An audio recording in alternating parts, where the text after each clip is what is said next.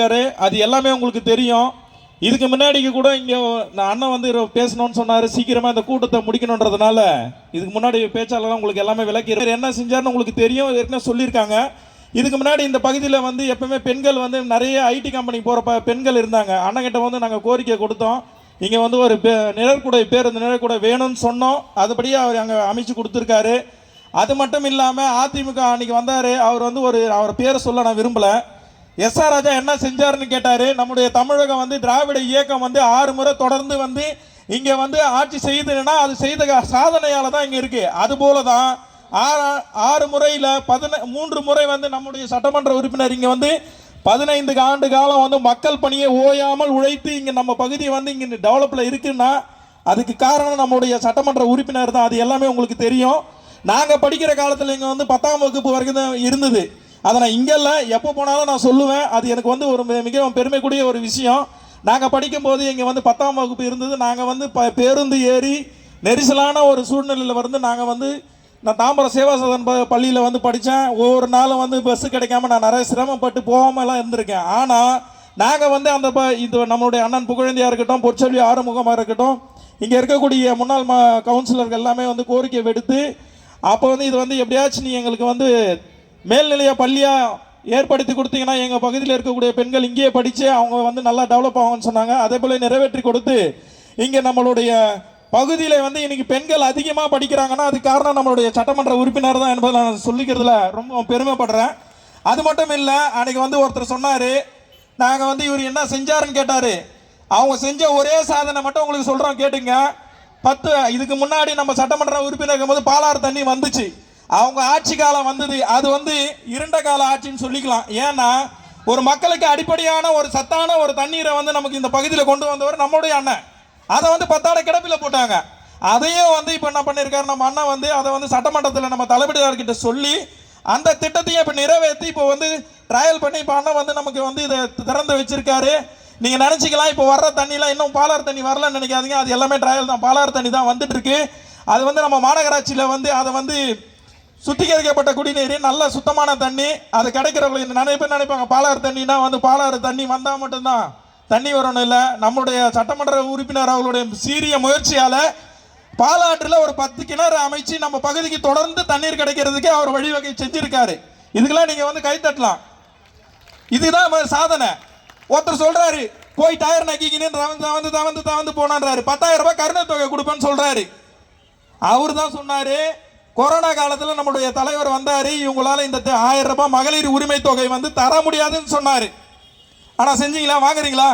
இந்த நம்ம பகுதியில் இருக்கக்கூடிய வாங்குறவங்க யாராக இருந்தாலும் கை தட்டி வந்து அதை வந்து அவருக்கு வந்து ஒரு இந்த பிறந்த நாளில் அவருக்கு வந்து நன்றியை தெரிவிக்கணும்னு நான் கேட்டுக்கிறேன். யார் யார் வாங்குறீங்களோ அவங்க எல்லாருமே.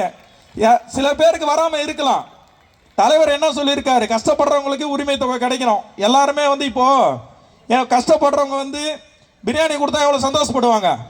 அதே ஒருத்தவங்க வந்து நல்லா சாப்பிட்டுக்கிறாங்க டெய்லியும், அவங்களுக்கு வந்து நீ பிரியாணி கொடுத்தீங்கன்னா அவங்க வந்து ஏற்றுப்பாங்களா? அது வந்து சாதாரணம். அது போல தான் நம்மளுடைய தலைவர் ஒவ்வொரு நாளும் பெண்களுக்காக எண்ணற்ற திட்டங்களை வந்து நிறைவேற்றி தான் இருக்காரு.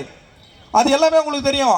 1000 ரூபாய் மகளிர் தொகை இங்கே வந்து பெற்றுட்டு இருக்காங்க, அது எனக்கும் தெரியும். அதோட ஒரு சிறப்பான ஒரு திட்டம் என்ன சொல்கிறேன்னா, நம்முடைய பேரூராட்சியாக இருக்கும்போது நம்முடைய அண்ணன் சட்டமன்ற உறுப்பினர் அவர்கள் இந்த பகுதியில் சட்டமன்ற உறுப்பினராக இருந்தார். அப்போ இருக்கும்போது இங்கே இருக்கக்கூடிய ஏழை எளிய முதியோர் விதவைகளுக்கு வந்து பென்ஷனுக்கு கேட்டோம். அப்போ இருக்கக்கூடிய அண்ணன் ஆறுமுகம் அவர்களும் பொற்சொல்லி ஆறுமுகம் அவங்க, அது மட்டும் இல்லாமல் அண்ணன் புகழேந்தி அவர்கள் டெய்லியும் போவாங்க, ஒவ்வொரு நாளும் வந்து மனு எடுத்துன்னு கொடுப்பாங்க. நான் அண்ணன் சேதுமாதன் அவர்களும் வந்து இந்த பகுதிக்கு வந்து வாங்கி கொடுத்துருக்காரு, அது யாரும் மறுக்க முடியாது.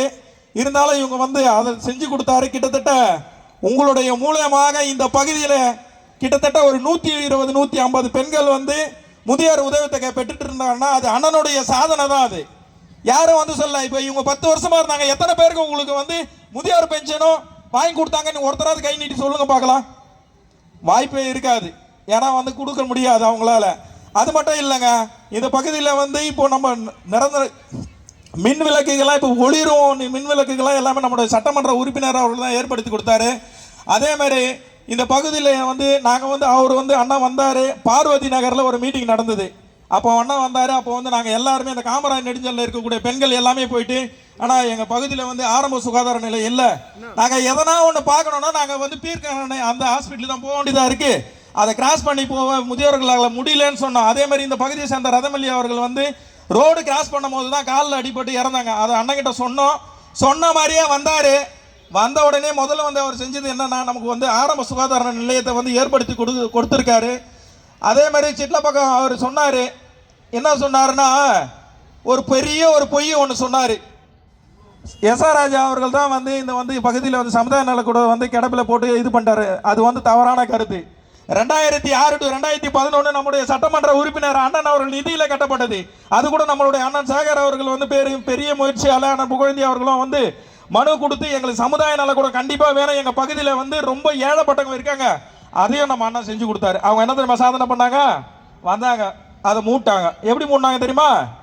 அண்ணனோட நிதியிலையும் நம்முடைய கலைஞர் ஐயா அவர்களுடைய நிதியிலையும் வந்ததுன்றதுக்காக அதை கிடப்பில் போட்டு அதில் வந்து மிக்சி கிரைண்டர்லாம் எடுத்துன்னு வந்து அடிக்க வச்சாங்க. அதுவும் நல்ல மிக்சி கிரைண்டர் இல்லை, பழுதான மிக்சி கிரைண்டர். அதை போட்டு அதை வந்து கிடப்பில் போட்டாங்க. அதை பண்ணி அதை கெடுத்துட்டாங்களா? அந்த நல்ல திட்டம் நமக்கு கிடைக்கல. இருந்தாலும் நாங்கள் வந்து இந்த பகுதியில் வந்து அண்ணன்கிட்ட தொடர்ந்து நாங்கள் கேட்டுட்டு இருக்கோம். அதையும் செஞ்சு கொடுக்குறேன்னு சொல்லியிருக்காரு. அதே மாதிரி நம்ம மண்டல குழுத்தில் அண்ணனை பற்றி சொல்லணுன்னாலும் இங்கே நாங்கள் என்ன கேட்டாலும் அதை செஞ்சு கொடுக்குறாரு. இப்போ தார் சாலை வசதிகள் ஒரு பகுதியில் சின்ன சின்ன அடிப்படை வசதிகள் இல்லை தான், யாரையுமே வந்து எப்பவுமே திருப்திப்படுத்த முடியாது. ஆனாலும் நம்மளுடைய மண்டல குழு தலைவர் அண்ணன் அவர்கள் இந்த பகுதியில் என்னென்ன வேணுமோ அது எல்லாத்தையுமே செஞ்சு தான் கொடுத்துட்ருக்காங்க. அது மட்டும் இல்லாமல் காமராஜ் நெடுஞ்சாலிலேருந்து வந்திருக்காங்க. அவங்களுடைய மக்கள் சார்பாக நான் ஒரு நன்றியை தெரிவிச்சுக்கிறேன். அந்த மங்களேரி குளம்னு சொல்லுவாங்க, பார்த்துருப்பீங்க. அது ரொம்ப பழுதடைந்த நிலையில் இருந்தது. கிட்டத்தட்ட 10-15 வருஷமாக அலைஞ்சு அதிமுக பீரியடில் இருக்கும்போது இந்த பகுதியில் இருக்கக்கூடிய பகுதி செயலர்கிட்ட எல்லாருமே இவங்க கொடுத்தாங்க. ஆனால் எதுவுமே நடக்கலை. ஆனால் நம்முடைய சட்டமன்றர் இப்போ வந்தார். ஆட்சி அமைந்தவுடன் அந்த பணியை முடிஞ்சு வந்து சீக்கிரமாக அதுவும் வந்து திறப்பு விழா நடக்க போகுது. அதுலேயும் வந்து நீங்கள் நடந்தீங்கன்னா கண்டிப்பாக உங்களுடைய உள்ளங்கள் எல்லாமே மகிழ்ச்சியாக இருக்கும், உடலுக்கும் இதுவாக இருக்கும். அப்படிப்பட்ட ஒரு சட்டமன்றத்தை தான் நம்மளுடைய தலைவர் அவர்கள் நமக்கு வந்து கொடுத்துருக்காரு. இதை தொடர்ந்து நம்ம அண்ணனோட சாதனையை சொல்லிக்கினே போகலாம். இன்னொரு ஒரு பெரிய ஒரு சாதனை ஒன்று சொல்கிறேன் பாருங்க, உங்களுக்கு தான். நம்ம ஏதாவது ஒரு விபத்து ஏற்பட்டால் நம்ம போனோம்னா எங்கே போவோம்? சென்ட்ரலுக்கு தான் போவோம். அப்படி இல்லைன்னா செங்கல்பட்டுக்கு தான் போக முடியும். ஆனால் நம்முடைய அண்ணனோட சீரிய முயற்சினால மாவட்ட மருத்துவமனையை வந்து நம்முடைய தாம்பரம் அருகிலேயே சித்த மருத்துவம் அருகிலேயே வந்து நமக்கு வந்து பெருசாக பண்ணி கொடுத்துருக்காரு. அதில் வந்து நிறைய பேர் நீங்கள் பயன்பெற்றிருப்பீங்க, அது எனக்கு நல்லாவே தெரியும். அதுக்கும் அண்ணனுக்கு வந்து ஒரு நன்றியை தெரிவித்துக்கிறேன். அது மட்டும் இல்லைங்க, இப்போ யாருக்குமே தெரியாத ஒரு விஷயத்த சொல்கிறேன். இப்போ மகளிர்லாம் இப்போ வந்து சாதாரணமாக இருக்காங்கல்ல, அவங்களுக்கும் ரொம்ப வெளி மாநிலத்தில் இருந்தோம் இல்லை வெளி மாவட்டத்தில் இருந்து வரக்கூடிய பெண்கள் வந்து ரொம்ப அவதிப்படுறாங்கன்றதை உணர்ந்து நம்ம பகுதி நம்முடைய தாம்பரம் பகுதியில் இருக்கக்கூடிய பெண்கள் வந்து ரொம்ப சேஃபாக இருக்காங்கன்னா அண்ணா ஒரு 18 கோடியில் வந்து இப்போ வந்து மகளிர் விடுதியை ஒன்று வந்து ஆரம்பித்து அதை வந்து துவக்கி வச்சு மகளிர் வந்து எண்ணற்ற பயன்கள் அடைகிறாங்க. ஒரு விஷயத்தை மட்டும் எப்பவுமே நான் சொல்லிக்க விரும்புகிறேன். அண்ணன் வந்து நேரம் குறைவாக இருக்குது, அண்ணன் உங்களுக்கு நிறைய சொல்லுவார். இருந்தாலும் என் மனதில் பட்டதை நான் கண்டிப்பாக சொல்லணும். நான் சின்ன வயசுலேருந்து அண்ணனை பார்த்துட்டு இருக்கேன். இந்த பகுதியில் நாங்கள் என்ன கோரிக்கை கேட்டால் உங்களுக்கு தெரியும், அவரை பற்றி சொல்லணும்னு ஒன்றும் இல்லை. மிக வரும் காலங்களில் வந்து மகளிர் உரிமை தொகையை வந்து தலைவர் வந்து 2000 ரூபாய் கொடுக்குன்னு சொல்லியிருக்காரு. அந்த திட்டங்களும் கண்டிப்பாக நிறைவேற்றப்படும். நீங்களாம் பேருந்தில் வந்து இலவசமாக பயணம் செய்கிறீங்க, அதுவும் இலவசம்னு சொல்லக்கூடாதுன்னு நம்மளுடைய தலைவர் சொல்லியிருக்காரு. கட்டணமில்லா பேருந்துன்னு சொல்லியிருக்காரு. இலவசம்னு சொல்லிட்டாலே அது ஓசின்ற மாதிரி ஆகிடும். அப்படி கிடையாது, உங்களுடைய கட்டணம் இல்லா உங்களுடைய இதுக்காக நீங்கள் பயன்படணும்னு சொல்லியிருக்காரு. அதுவும் இல்லாமல் இந்த 1000 ரூபாய் உரிமை தொகை கிடைக்குது பார்த்தீங்களா? எத்தனையோ பேர் என்கிட்ட சொல்லியிருக்காங்க, என் பிள்ளை கூட அந்த 1000 ரூபாய் எனக்கு கொடுக்கலங்க, என்னுடைய முதல்வர் கொடுத்துருக்காரு. அப்படிப்பட்ட ஒரு ஒப்பற்ற ஒரு தலைவருடைய பிறந்த நாளை தான் நம்ம இன்னைக்கு கொண்டாடிட்டு இருக்கோம். நீங்க நினைச்சிருக்கலாம், என்ன ரொம்ப நேரம் பேசுறான், நமக்கு வந்தா நலத்திட்டம் கொடுக்காம ஒன்றும் பேசுறான்னு நினைக்காதீங்க. இதெல்லாம் உங்களுக்கு கண்டிப்பா தெரியணும். வருகின்ற தேர்தல் வந்து நமக்கு இங்க லோக்கல்ல சுத்துறாங்க பாரு, அவங்களுக்கு நமக்கும் இல்லை. இந்தியா அங்க இருக்காரு பாருங்க ஒருத்தர், பிரதமர் சொல்லுவாரு ஊர் ஊரா சுத்தி சுத்தி வருவாரு, ஹெலிகாப்டர்ல தான் பறப்பாரு. ஆனா மக்களை தேடி மட்டும் வர மாட்டார், கோயில் கோயிலா போய் சுத்துவாரு. ஆனா மக்களை தேடி வந்து எந்த ஒரு திட்டத்தை செய்ய மாட்டாரு. நம்முடைய முதல்வர் மட்டும் தான் செய்வாரு. இது வந்து நமக்கு வந்து ரொம்ப ஒரு அரிது, என்ன சொல்றேன்னா ரொம்ப ஒரு காம்ப்ளிகேட்டான ஒரு எலெக்ஷன். கண்டிப்பா நம்முடைய சட்டமன்ற உறுப்பினர் வெல்வது உறுதி. கண்டிப்பா நம்ம அண்ணன் தான் சீட்டு கொடுப்பாங்க, அதுல எந்த மாற்றமும் கிடையாது. அண்ணா வருவாரு, நமக்கு நிறைய திட்டங்களை நிறைவேற்றி கொடுப்பாரு. அதனால தலைவரை பத்தி ஒரு வார்த்தை மட்டும் உங்ககிட்ட சொல்லிடுறேன். நம்முடைய முதல்வர் எப்படிப்பட்டவர் என்பதை நீங்க வந்து அறியணும்னா என்ன போல ஒரு சாதாரண ஒரு தொண்டனால தான் சொல்ல முடியும். அது வந்து இந்த வாய்ப்பை நான் ஏற்படுத்திக்கிறேன். ஆனால் எனக்கு கோச்சிக்காதீங்க, ஒரு 5 நிமிஷம் மட்டும் பேசிக்கிறேன்.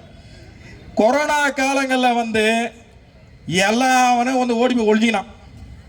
அப்போ வந்து நம்மளுடைய கொரோனா காலத்தில் வந்து மக்களுடைய நலனுக்கு கருதி சொன்னா ஒருத்தன் வந்துட்டாரு, அந்த மீம்ஸ்லாம் போடுவாங்க, தளபதி வந்து பிடிக்கிற மாதிரி, அவர் விடாத மாதிரி, அவர் கடிக்கிற மாதிரிலாம் காட்டினாங்க. அதெல்லாம் எதுவுமே கிடையாது சொல்லி தேர்தல் வாக்குறுதியில் சொன்னது போல 2 தவணையாக 2000 ரூபாய் போட்டவர் நம்மளுடைய முதல்வர் தான்.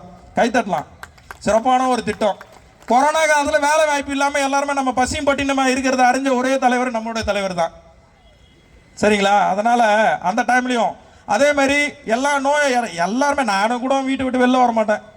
அண்ணன் கூட வந்திருப்பாரா என்னன்னு தெரில. ஆனால் அந்த வயசுலேயும் நம்முடைய தலைவருக்கு அப்போ வந்து இப்போ 5 வருஷம்னா அப்போ கண்டிப்பாக அவருக்கு ஒரு 68 வயசு இருக்கும். அப்போ என்ன பண்ணார் தெரியுங்களா? என்னுடைய மக்கள் பிணியில கஷ்டப்படும் போது நான் மட்டும் எப்படிங்க இருக்குதுன்னு அந்த கோட்டை போட்டுக்கினேன். கொரோனா காலத்தில் வார்டில் போயிட்டு ஒவ்வொரு வினையும் அவங்களுக்கு ஆறுதல் சொன்னவர் நம்மளுடைய தலைவர் தாங்க. இவெல்லாம் வந்துட்டானா, வந்து செஞ்சுட்டானா? உங்களுக்கு சொல்றவன் என்னைக்குமே செய்ய மாட்டான். திராவிட இயக்கம் என்பது சாதாரணமாக வந்த இயக்கம் இல்லை. பல போராட்டங்களையும் நம்முடைய தலைவர் மிசாவை வந்து கண்டிச்சவர். கல்யாணம் ஆகி 2 மாதம் தாங்க கூட்டின்னு போயிட்டாங்க. கலைஞர் ஐயா சொன்னார், நம்ம கலைஞர் ஐயா, என் பையன் வந்து ஓடிலாம் ஒழிய மாட்டாங்க, நீங்கள் எப்போ வேணா கைது செய்யலாம். அதே மாதிரி சொன்ன மாதிரி மிசாவில் போய் அடி உதை பெட்டு இன்னைக்கு நம்ம தமிழ்நாடு உயர்த்திருக்காருன்னா அது நம்மளுடைய முதல்வருடைய சீரிய முயற்சின்றதை நீங்கள் யாருமே மறக்காதீங்க. உங்களுக்கான திட்டம் தான், உங்களுக்கு மட்டுமே தான் இந்த திட்டங்கள் எல்லாம் நிறைவேற்றி தமிழ்நாடு முதல் பெண்கள் அதிகம் படிக்கக்கூடிய மாநிலம் தமிழ்நாடு. இது எல்லாருமே உங்களுக்கு தெரியும். இன்னைக்கு நீங்க ஒவ்வொரு பெண் பிள்ளையை பெற்றவங்களுக்கு இது வந்து பெரிய உதவி. நான் முதல்வன் திட்டம், நான் புதல்வி திட்டம் பெண்களுக்கு தானே கொடுத்தாரு. என் பையெல்லாம் படிக்கிறானேன்னு சொன்னவனே உடனே அண்ணா யோசிச்சாரு. அப்போ பையனுங்களும் படிக்கணுங்க, ஈக்குவல் அவங்களும் படிச்சு வாழ்க்கையில முன்னேறதான் அவன் குடும்பத்தை காப்பாற்றுவான்னு சொல்லிட்டாங்க. நான் புதல்வன் திட்டத்தின் மூலமா 1000 கொடுத்தாரு. ஒரு மாசத்துக்கு 1000, ஒரு வருஷத்துக்கு 12,000. உங்ககிட்ட யாரும் வாங்க போறது இல்லை. அதுவும் அரசு பள்ளியில படிச்சு போறவங்க தான், ஏழ்மைப்பட்ட பசங்களுக்கு தான். அதையும் நமக்கு செஞ்சு கொடுத்தவர் நம்மளுடைய முதல்வர் என்பதை யாரும் மறுக்க முடியாது. இது போல திட்டங்களை சொல்லிக்கினே போனோம்னா நம்ம 5 ஆண்டு சாதனை என்பது வந்து 50 ஆண்டு சாதனைங்க. அதை சொல்லணும்னு வச்சுக்கலாம். இந்த மீட்டிங்லாம் பத்தாது, போயினே இருக்க நேரம் கடந்துனே போவேன். நீங்க என்ன பின்னாடி நின்று திட்டிக்கினே இருப்பீங்க என்ன. ஆனா என்னப்பா, எங்க வீட்டில் பிள்ளை இருக்குது, சாப்பாடு போடல, எல்லாமே அக்கா தாய்மார்கள் எல்லாம் என்னோட சித்தி சித்தப்பா அத்தைங்க தான். அதனால கொஞ்சம் கோச்சிக்காதீங்க. இன்னைக்கு ஒரு நாள் தான் நான் பேச போறேன். இன்னும் அண்ணன் வந்து நிறைய பேசுவாரு, மடியாவது, கோச்சிக்காதீங்க. நிறைய விஷயம் இருக்குது. பொய்யான வலதுகளை கிளப்புவாங்க, சாயம் பூசின்னு வருவான். பாசிச ஆட்சி ஒருத்தன் வருவான், நாங்க தாங்க ஜெயிப்போம், மிஷின்ல வந்து தட்டி இது பண்றோம்ன்றான். அது எப்படிங்க மிஷின்ல பண்ண முடியும்? தமிழ்நாட்டு மக்கள் என்ன பீகார் மக்களா? கல்வி அறிவியல இல்லாத மக்களா? கல்வியில தமிழ்நாடு முதலிடம், தொழில் வளர்ச்சியில முதலிடம், பாதுகாப்புல வந்து முதலிடம். ஒரு சின்ன விஷயத்தை மட்டும் சொல்லிடுறேன். நான் வந்து பேருந்து நடத்தினாரு, நான் அவரோட பஸ்ல போய் நிற்கிறேன். ஒரு வெளி மாநிலத்தை வந்தான் ஒருத்தன். ஆனா தமிழ்நாடு அச்சா ஸ்டேட், எஜுகேஷன் சூப்பர். என்னங்க கேட்டேன், என் பசங்களாம் அங்கே தான் படிக்குதுண்ணா. பீகார் போனேன், ஒன்றுமே இல்லைண்ணா. குஜராத் மோடி ஆண்டார், அங்கே கூட வளர்ச்சி இல்லைண்ணா. ஆனால் தமிழ்நாட்டோட முதல்வர் இருக்கிற வரைக்கும் இங்கே நல்லா இருக்கும். நான் அதனால எங்கேயும் போக மாட்டேன். நிறைய பேர் ரசிக்கிறாங்க, நிறைய பேர் திட்டுறாங்க நம்ம தமிழ் ஆளுங்கள்லாம். ஏன் இந்திக்காரங்களாம் வந்துடுறானுங்க, நம்ம தமிழ் ஆளுக்கு வேலை வாய்ப்பு இல்லைன்னு. மக்களே ஒன்றை மட்டும் நீங்கள் உணரணும், இங்கே ஆண்டு கொண்டு இருப்பது கல்வியை முன்மையாக ஆண்டு கொடுக்கக்கூடிய நம்முடைய முதல்வர். எல்லாத்துக்குமே எஜுகேஷன் எல்லாத்துக்குமே ஃப்ரீயாக கொடுக்குறாருங்க. படிக்கிறீங்க, படிச்சு நம்ம பிள்ளைங்களாம் வெளிநாட்டுக்கு போகுது. அவனுக்கு வந்து வாய்ப்பு இல்லைங்க படிக்கிறது கூட. பள்ளிக்கூடம் இல்லை, ரேஷன் அரிசி கிடைக்காது. நீங்க போனீங்கன்னா நிறைய பேர் வெளி மாநிலம் போயிருப்பீங்க. அங்கெல்லாம் பாருங்க, தமிழ்நாடு மாதிரி ஒரு மாநிலத்தை எங்கேயுமே பார்க்க முடியாது. சொன்னதை செய்பவர் தான் நம்முடைய முத்துவேல் கருணாநிதி ஸ்டாலின் என்பதை யாரும் இன்னைக்குமே இந்த குரல்ல வந்து என்னைக்குமே ஒழிச்சுனே இருக்கணும். உங்களுக்கு நான் வந்து என்னோட குரலா பேசல, நம்மளுடைய சட்டமன்ற உறுப்பினர் வருங்க, அவருடைய குரலாகவும் இங்கே உங்களிடத்தில் சொல்லிக்கிறேன். இன்னும் சொல்லிக்கினே போகலாம், நிறைய திட்டம் இருக்குது. அதனால் அண்ணா என்னை கோச்சிக்காதீங்க.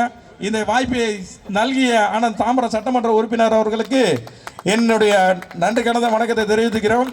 ஸ்டாலின் தொடரட்டும், தமிழ்நாடு வெல்லட்டும். தமிழ்நாடு என்றுமே தலைகுனியாது. நம்முடைய ஒப்பற்ற தலைவர் இருக்கும் வரை இங்க தமிழ்நாட்டில் எந்த டெல்லிக்காரனும் சரி, இங்க இருக்கிற ஒரு டயர்னைக்கும் சரி, ஒருத்தன் சாயம் பூசின்னு வருவான்.